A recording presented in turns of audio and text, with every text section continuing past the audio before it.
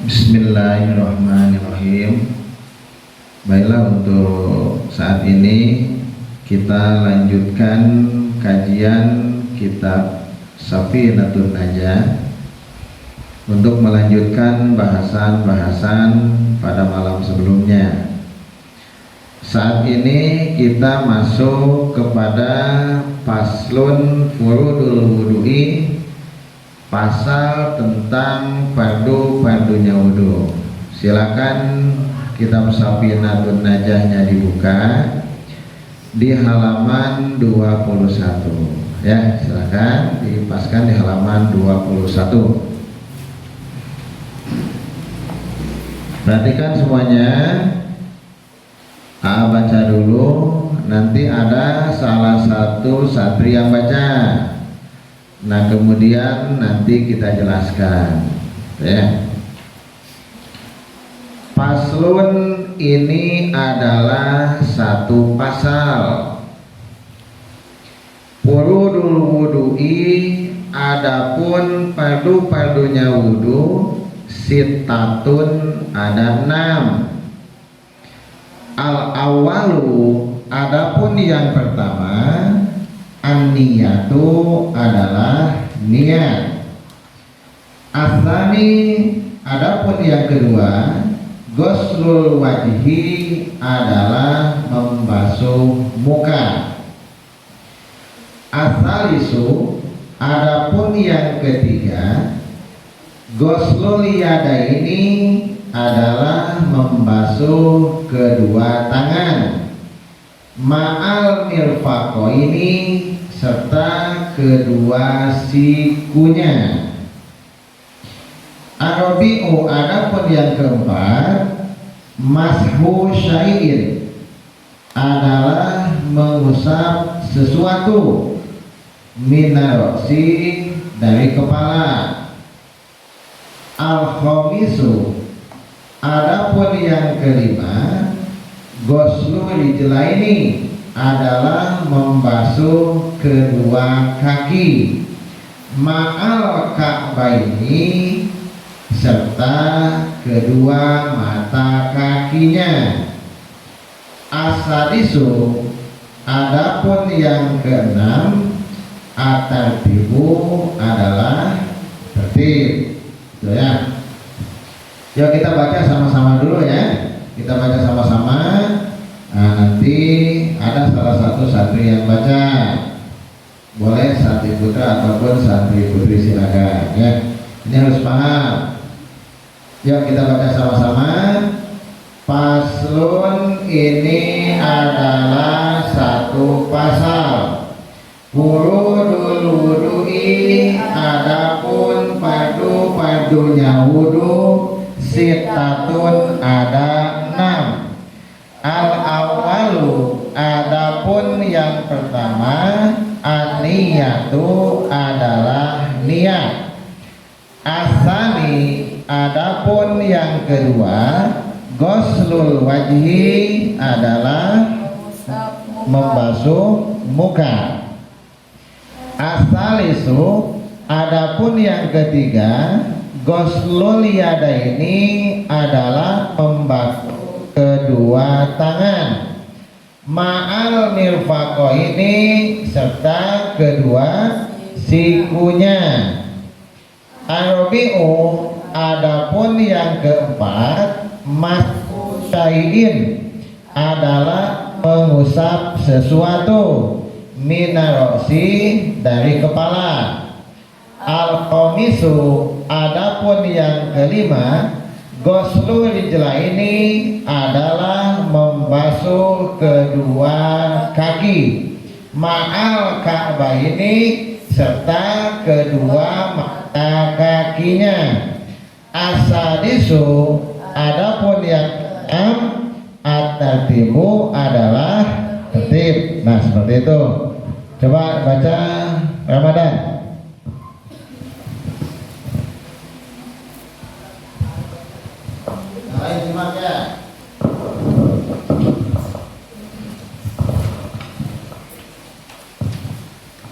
Faslun ini adalah satu pasal. Urudul wudu'i adapun fardu-fardunya wudu sitatun ada 6. Al awwalu adapun yang pertama an-niyatu adalah niat. Asani adapun yang kedua ghusl wajhi membasuh muka.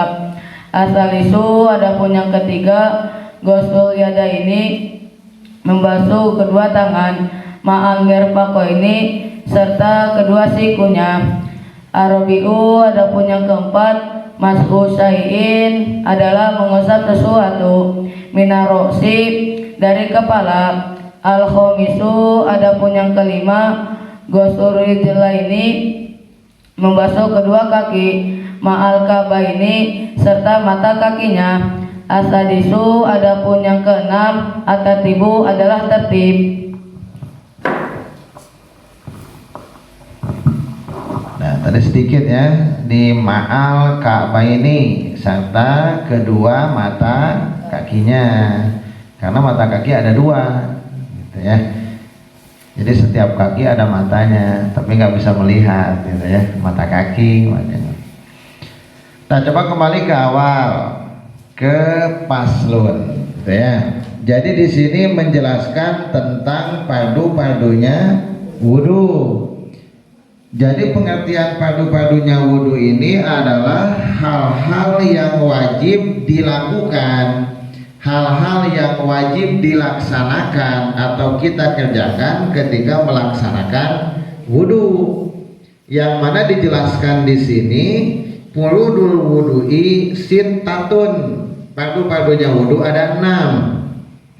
Jadi yang 6 ini wajib kita laksanakan, wajib kita lakukan. Jadi apabila yang 6 ini tidak kita lakukan, salah satunya saja, maka akan menjadikan wudhu kita tidak sah, gitu ya. Kalau wudhunya tidak sah, maka sholatnya pun tidak sah. Jadi semuanya tentu berawal dari bersucinya dulu. Karena wudhu itu adalah untuk menghilangkan hadas kecil. Kalau mandi wajib untuk menghilangkan hadas besar. Nah, ini jadi hadas kecil dulu kita hilangkan supaya kita suci. Sebab nanti di depan dalam pasal atau paslun tentang syurutus sholat, tentang syarat-syarat sholat yang ada 8, itu diantaranya toharatul hadasaini, suci dari 2 hadas, yaitu hadas kecil dan hadas besar. Nah, saat ini yang kita bahas hadas kecil. Hadas kecil ini bisa hilang dengan kita melaksanakan wudhu. Nah, maka wudhunya pun harus bagus, harus pas, harus bisa sesuai dengan ketentuan hukum, gitu ya. Fardunya wudhu ada 6. Al-awwalu an-niyatu. Yang pertama adalah niat. Jadi mulai wudhu itu yang wajib itu mulai dari niat, gitu ya. Mulai dari niat. Adapun seperti membasuh tangan sebelum wudhu, kemudian setelah itu kumur-kumur ya, kemudian mengusap hidung, itu hukumnya sunnah istinsak, bila air ke hidung, gitu ya. Nah, itu sunnah. Yang wajib itu mulai dari niat. Nah, ini kalau kita dalam wudhu biasa kita niatnya yang talafuz, yang diucapkan. Bagaimana niatnya? Nawaitul wudu'a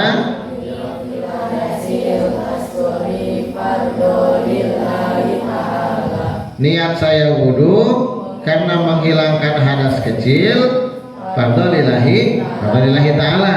Nah, itu wajib niat.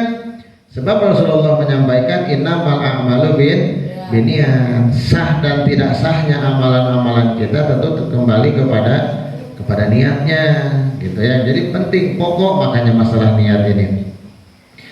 Jadi yang dimaksud dengan niat itu apa?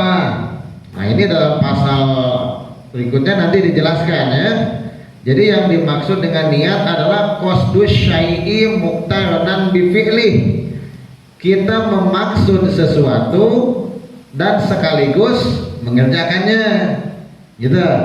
Kita memaksud sesuatu sekaligus mengerjakan.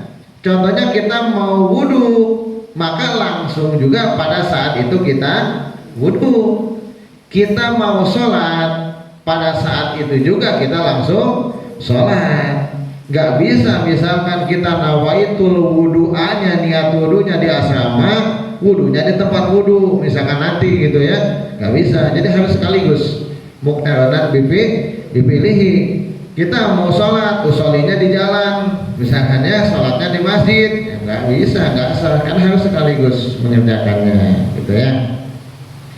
Nah jadi untuk selanjutnya kita kupas dulu masalah niatnya, karena fardunya wudu yang pertama adalah masalah niat. Ini penting, niatnya pokok. Kalau niatnya bagus, bagus kesananya. Wa mahalluha al-qalbu, tempatnya niat itu adalah hati. Jadi yang wajib itu yang di dalam hatinya, yang mengatakan niat saya wudu itu di dalam hati, minimal ada itu. Jadi jangan kosong hati kita, harus ada niat saya wudu karena menghilangkan hadas kecil pada lillahi ta'ala, itu yang wajib, itu yang di dalam hati. Wa talaffuzu biha sunnatun, adapun mengucapkan niat itu hukumnya sunnah. Kita mengucapkan nawaitul wudu'a dan seterusnya itu hukumnya sunnah. Ingat, kita mau sholat mengucapkan usolli fardhu subhi dan seterusnya itu hukumnya sunnah. Mengucapkan niat itu hukumnya sunnah. Yang wajib itu yang di dalam hati kita. Kapan waktunya niat dalam wudu? Wa waktuha inda ghusli awali juz'in minal wajhi. Jadi waktunya niat di dalam wudu itu ketika kita membasuh pertama kali juz di muka kita, gitu ya. Jadi kalau nawaitunya boleh sebelum membasuh muka, misalkan begini, nawaitul wudu'a li rabbil hadasil asghari fardhillahi ta'ala, kemudian dibasuhkanlah air ke muka kita min a'lal wajhi, mulai dari wajah atau muka yang paling atas. Nah ketika dibasuhkan ke muka kita, hati jangan kosong, jangan ingat kemana-mana. Hati kita harus ingat niat saya wudu gitu ya. Minimal ada itu dalam hati kita. Kalau hati kita kosong, kita nawaitunya paseh, nawaitul wudu misalnya paseh, tapi pas dibasuhkan ke muka kita hatinya kosong, maka fardunya wudu niatnya tidak sah. Kalau niatnya tidak sah, maka wudunya pun tidak sah, karena niat adalah fardunya wudu.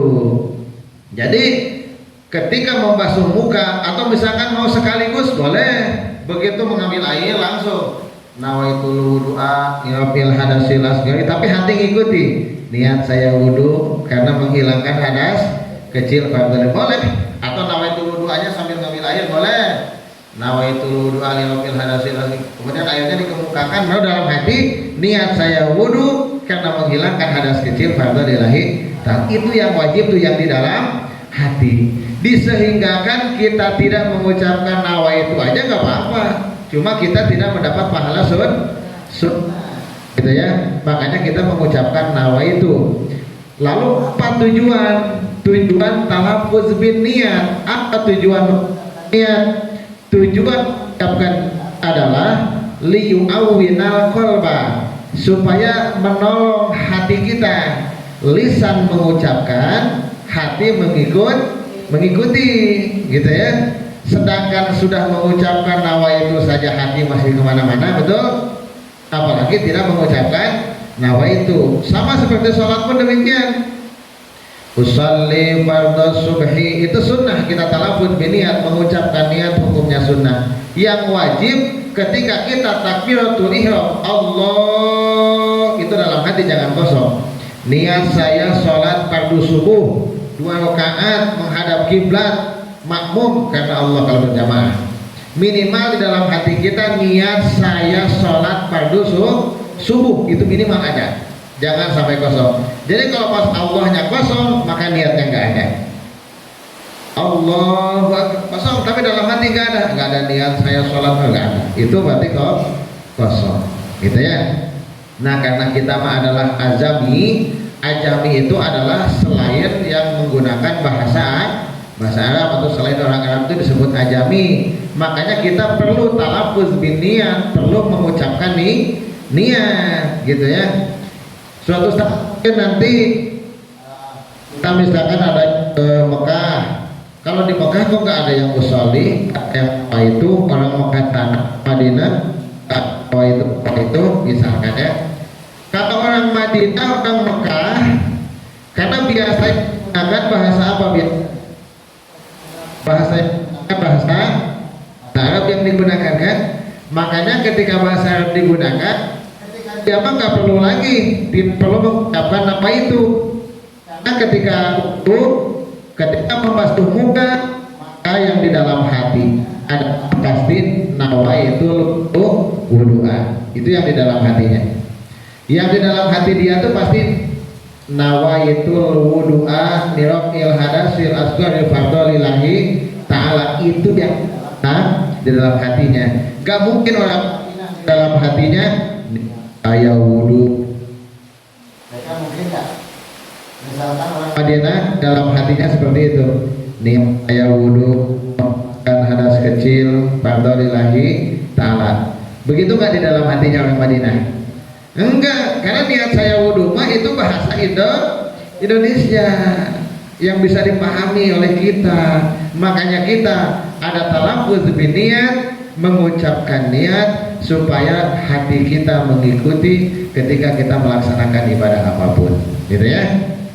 Salat kita mengucapkan usali supaya nanti pas takbiratul ihram hati mengikuti niat saya salat fardu subuh misalkan seperti itu. Ingat ya. Yang wajib itu adalah yang di dalam hati. Ingat, tempatnya niat adalah hati. Yang pertama, gitu ya. Fardunya wudu yang pertama adalah niat. Asani gosrul wajhi, yang kedua membasuh muka. Nah ini, jadi niat langsung membasuh muka. Fardunya yang kedua ya. Nah membasuh muka ini penting sekali. Batasan muka yang wajib dibasuh ketika wudhu. Kalau sebelah atas ini ya, min mana binti sya'ri, tempat tumbuhnya rambut. Nih tempat tumbuhnya rambut ya. Nah bawahnya, nah ilah dapat sama gini batasnya tulangan ini ya, dagu ini. Kemudian kalau sebelah samping minal uzun ilal uzun, mulai dari telinga sebelah kanan sampai telinga sebelah kiri, itu yang wajib dibasuh ketika wudhu.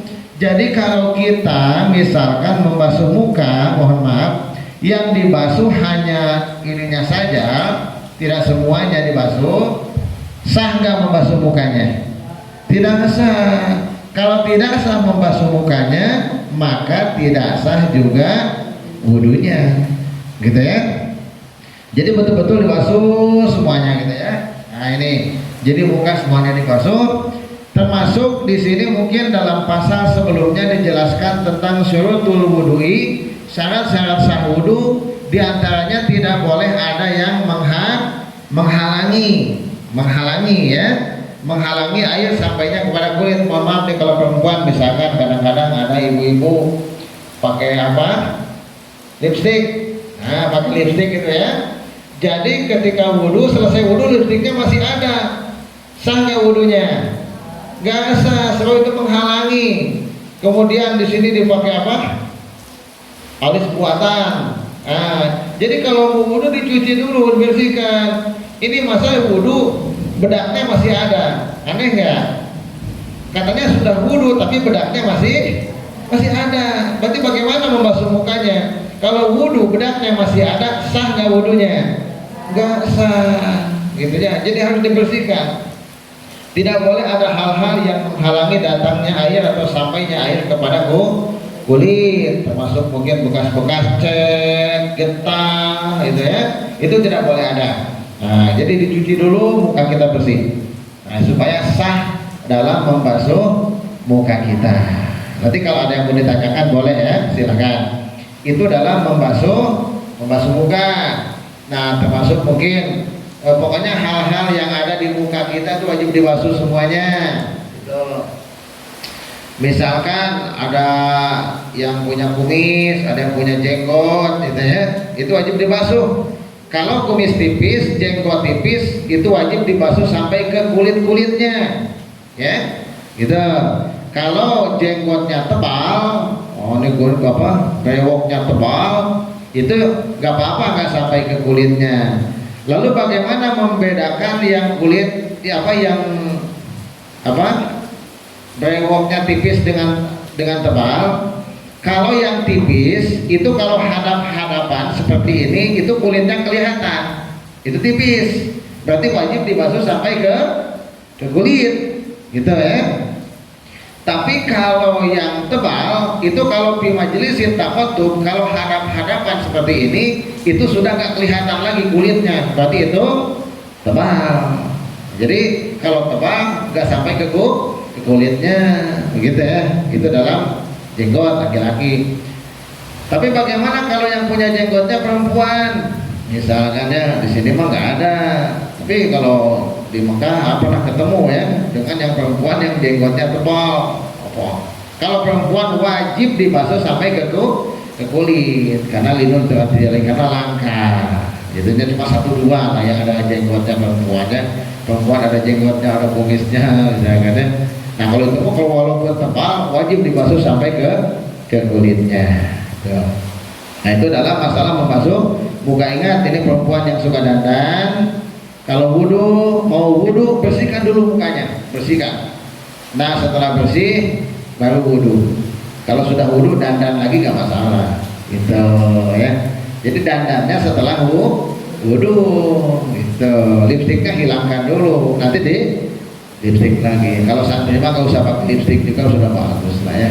Nah itu. Nah itu yang kedua, membasuh muka. Kemudian yang ketiga, asalisu ghuslul yadaini ma'al mirfaqaini. Yang ketiga, membasuh kedua tangan serta kedua sikunya. Ingat, yang disebut tangan ini dari ujung sampai ke sikut. Nah ini sampai sikutnya berarti harus kena. Jadi jangan sampai nanti misalkan dalam membasuh muka yang disebut dengan sikut itu, jadi tulang yang muncul ketika ditekuk. Nah seperti ini kan. Nah ini sikut. Nah ini sampai sikut. Jadi tidak boleh kita kalau wudhu misalkan yang dibasuh hanya segini. Nah dibasuh hanya segini saja, tidak sampai ke sikut. Sah nggak membasuh tangannya? Kalau tidak sah membasuh tangannya, sah wudhunya, maka dibasuhlah sampai ke sikut, bahkan dilebihi sedikit. Nah gitu ya, basuh tangan. Nah jadi sampai ke sikut. Nah ini sikutnya, ingat. Lalu bagaimana kalau yang tangannya buntung? Maaf ini ya, kalau tangannya buntung, kalau buntungnya bawah sikut, maka yang wajib dibasuh hanya sampai ke perut, gitu ya. Kalau buntung pas sikut, ya ujung sikutnya yang dibasuh, gitu ya. Lalu bagaimana kalau buntung tangannya di atas sikut, ya nggak ada tangannya, ada yang dibasuh, gitu ya. Lalu bagaimana kalau yang sikutnya tidak pada tempatnya? Misalkan yang sikutnya di atas, agak ke sini sikutnya ya. Sampai mana dibasuhnya? Ya sampai ke sikutnya. Sikunya di mana? Bagaimana kalau sikunya beda? Ya agak ke bawah, mungkin agak ke sini sikunya ya. Gitu. Jadi panjang ininya, sikunya yang sedikit, ya dibasuh sampai ke siku, tetap sampai ke sikut. Nah, gitu ya. Nah kemudian dalam tangan sama seperti muka tadi. Jadi tidak boleh ada yang menghalangi sampainya air kepada kulit. Itu seperti cat, minyak, itu dicuci dulu, gitu kan, bersihkan dulu. Bekas spidol, pena, itu dibersihkan dulu. Termasuk al-ausah tahta kotoran yang ada di bawah kuku, itu dibersihkan dulu. Arabihu yang keempat, mashu syai'in minarasi, mengusap sesuatu dari kepala. Nah, jadi mengusap bahasanya bukan membasuh. Jadi mengusap di sini mengusap kepala, mengusap rambut kita misalkan ya. Jadi kalau mengusap itu diambil airnya, dibuang, dikesinikan. diambil airnya, dibuang, dikesinikan sampai 3 kali, sunnah 3 kali ya, gitu. Jadi bukan dibasuh, tapi diusap. Lalu bagaimana kalau dibasuh? Kebanyakan biasanya dibasuh kan? Dibasuh, ambil gitu kan? Bagaimana kalau begitu? Wudunya sah? Sah, nggak apa-apa. Jadi membasuh sebagai pengganti mengusap, nggak apa-apa. Jadi membasuhnya mengusapnya diganti dengan dibasuh, misalkan gitu ya. Nah itu. Jadi saya itu sesuatu dari kepala kita. Nah gitu. Di antaranya ada masuk jami rosi, mengusap semua kepala. Nah, jadi kalau dalam mazhab Syafi'iyah kalau mengusap seluruh kepala itu hukumnya sunnah. Jadi yang wajib itu sebagian saja. Nah ininya gitu ya, mengusap. Ya. Kita lanjutkan lagi. Kemudian yang al-khamisu, yang kelima, ghuslu rijlaini, membasuh kedua kaki ma'al ka'baini, serta kedua mata kakinya. Nah ini yang kelima, membasuh kedua kaki. Jadi kita basuh kaki kita sampai kedua mata kaki. Mata kaki itu ada yang benjolan gitu ya, di atas di kaki kita. Nah itulah mata kaki. Jadi membasuhnya itu sampai ke mata kaki, bahkan dilebihi sedikit. Kalau yang kita basuh hanya ujungnya saja, ujung kaki, atau kaki dibasuh tapi tidak sampai ke mata kaki, sah nggak wudunya? Ya sah, karena membasuh kaki harus sampai ke mata kaki. Nah itu ya. Dan juga nanti tentu ada sunnah-sunnah wudhu dalam membasuh pun 3 kali ya. Mulai membasuh muka yang wajibnya aja dulu. Membasuh muka 3 kali, membasuh tangan 3 kali, mengusap kepala 3 kali, dan membasuh kaki pun 3 kali. Taslis itu 3 kali. Dan ada disunahkan juga tayamun. Tayamun itu artinya mendahulukan yang sebelah kanan, khususnya dalam tangan dan membasuh kaki. Jadi membasuh tangan dan membasuh kaki disunahkan sebelah kanan kita dahulukan, sunnah ya. Sebelah kanan kita basuh, sekaligus sunnah 3 kali, taslis 3 kali. Kita basuh yang kanan dulu. Malah biasa kita baca doa Allahumma atini kita biyamini wa hasibni hisabai. Ya kita baca doa 3 kali yang kanan. Selesai yang kanan 3 kali, baru pindah ke tangan kiri 3 kali. Gitu. Jadi kita dahulukan sebelah kanan sekaligus taslis, sekaligus 3 kali. Kemudian dalam kaki pun sama. Kita dahulukan yang sebelah kanan, tayamun itu sebelah kanan, dan taslis itu 3 kali. Jadi kita basuh yang kanan dulu sampai mata kaki 3 kali. Kemudian baru kita pindah ke kaki kirinya sebanyak 3 kali gitu. Jadi ada yang tayamun itu mendahulukan kanan, itu diantaranya adalah membasuh tangan dan membasuh kaki. Tapi kalau membasuh muka itu dam'atan wahidah itu sekaligus. Gak ada nanti membasuh muka sebelah kanan dulu gitu ya. Gak ada membasuh muka kanan dulu, enggak. Kalau muka sekaligus kita basuh. Nah itu basuh muka ya. Itu disunahkan.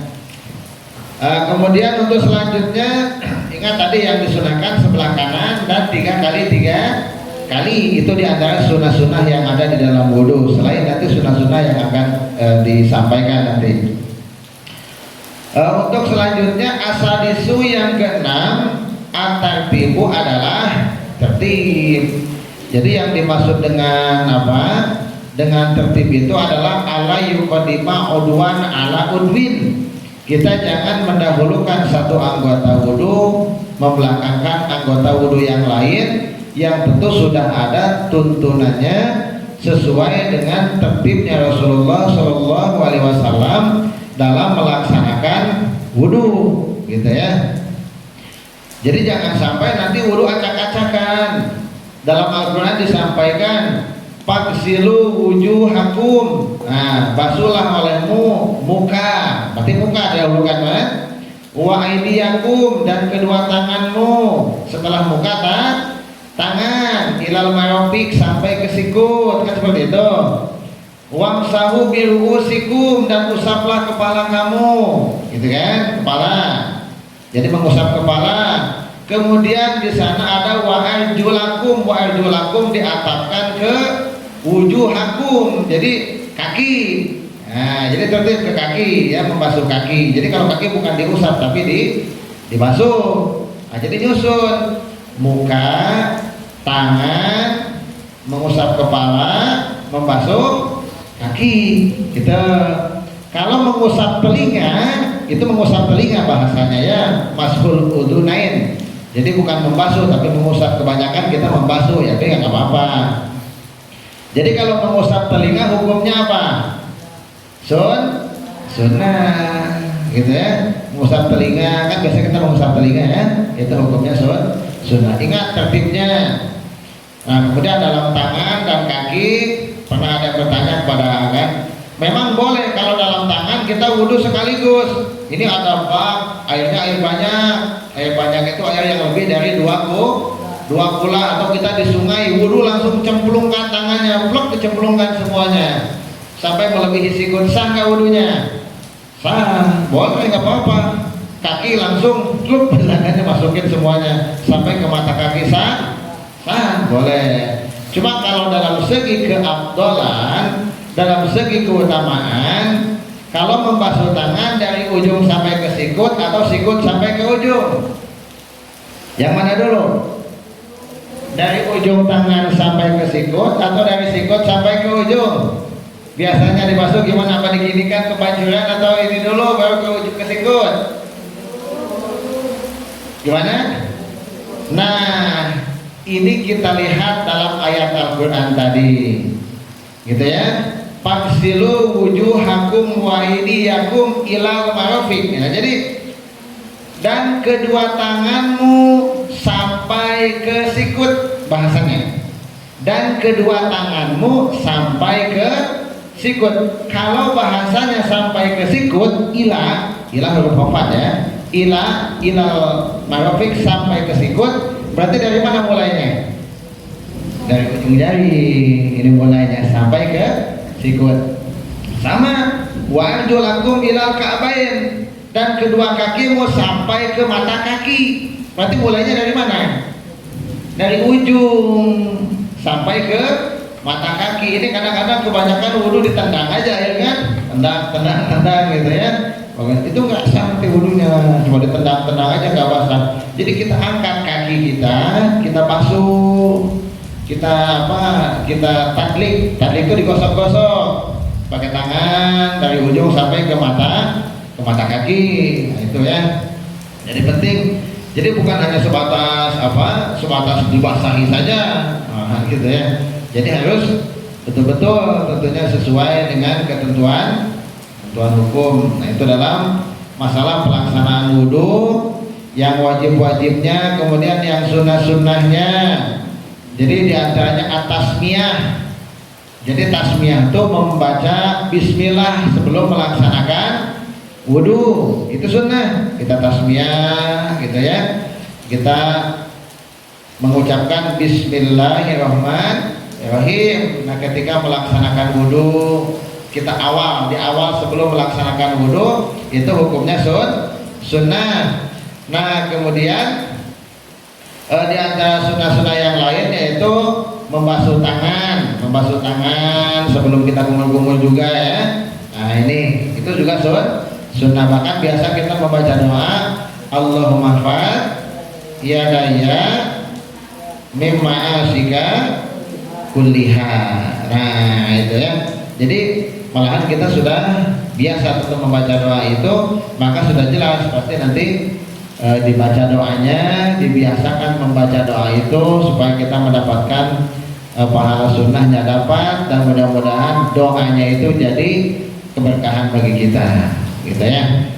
Membasuh tangan kemudian kumul-kumul juga, itu hukumnya sunnah. kumur-kumur 3 kali biasanya ya. Nah, kumur-kumur 3 kali. Nah, kecuali kalau pas sedang puasa. Kalau pas sedang puasa hati-hati, jangan sampai nanti kumur-kumur malah masuk gitu ya. Apalagi setelah waktu zuhur lewat gitu. Kalau sekiranya kamu takut nanti ada air yang masuk ke telan, nah itu lebih baik jangan melaksanakan kumur-kumur kalau takut ada air yang masuk. Sebab nanti khawatir nanti ada yang masuk kan jadi batal puasanya. Apalagi yang jadi masalah kumur-kumur 3 kali yang dikeluarkan 2 kali. Nah, itu yang satu kemana kan? Masuk kan yang satu. Nah, itu batal nanti puasanya. Ya.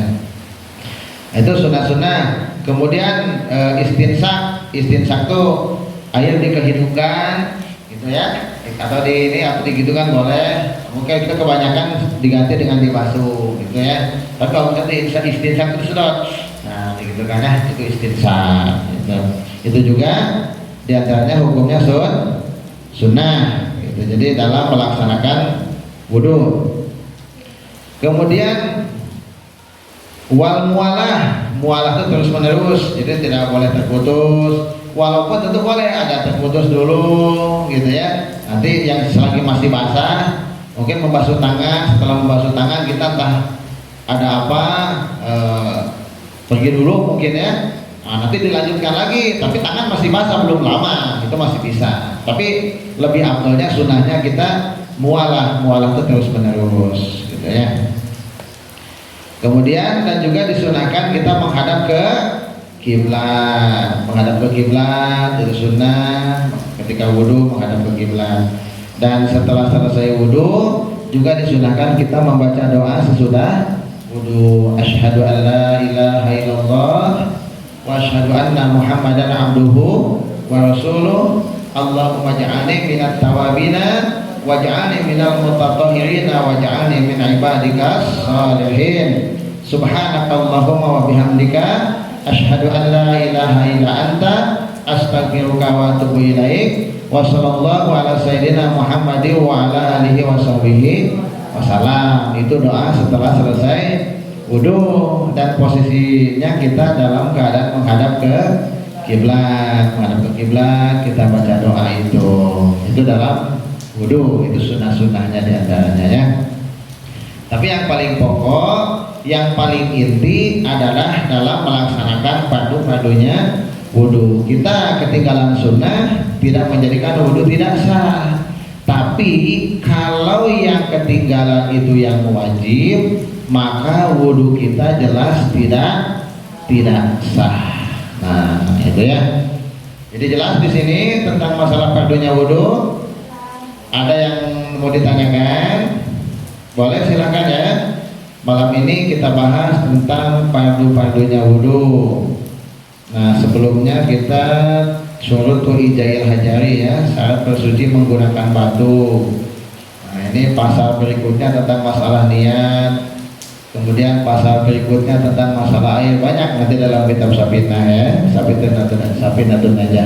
Ini fikih dasar Islam untuk kita, tentunya untuk semuanya, supaya lebih menyempurnakan dalam ubudiyah kita, dalam ibadah kita kepada Allah Subhanahu wa ta'ala. Jadi tidak ada yang ditanyakan. Nah, kalau yang tidak ditanyakan, mudah-mudahan apa yang kita kaji, apa yang kita bahas pada malam ini bisa kita resapi, bisa kita amalkan, dan mudah-mudahan menjadikan lebih sempurna kita dalam ibadah kepada Allah Subhanahu wa ta'ala ya. Mudah-mudahan tentu kita ibadah sesuai dengan ilmunya, dan harapan kita mudah-mudahan semua ibadah kita diterima oleh Allah Subhanahu wa ta'ala. Nah, demikian yang kita bahas pada malam ini. Kita akan lanjutkan kembali pada malam berikutnya untuk kita lanjutkan pasal-pasal yang ada atau paslon-paslon yang ada dalam kitab Sabinatun Najah ini. Terus selanjutnya nanti apa yang sudah kita bahas, apa yang sudah dikaji, nanti dihafal kembali di asrama ya. Silakan dihafal supaya betul-betul hafal, bisa nanti kan, bisa minimal bisa untuk kita, dan kedepannya bisa menjelaskan kepada yang lain. Nah, mungkin itu saja. Sekali lagi mudah-mudahan jadi ya ilmu yang bermanfaat untuk kita semuanya ya. Subhanallah wa bihamdika asyhadu an la ilaha illa anta astaghfiruka wa atubu ilaik. Wallahu a'lam bishawab.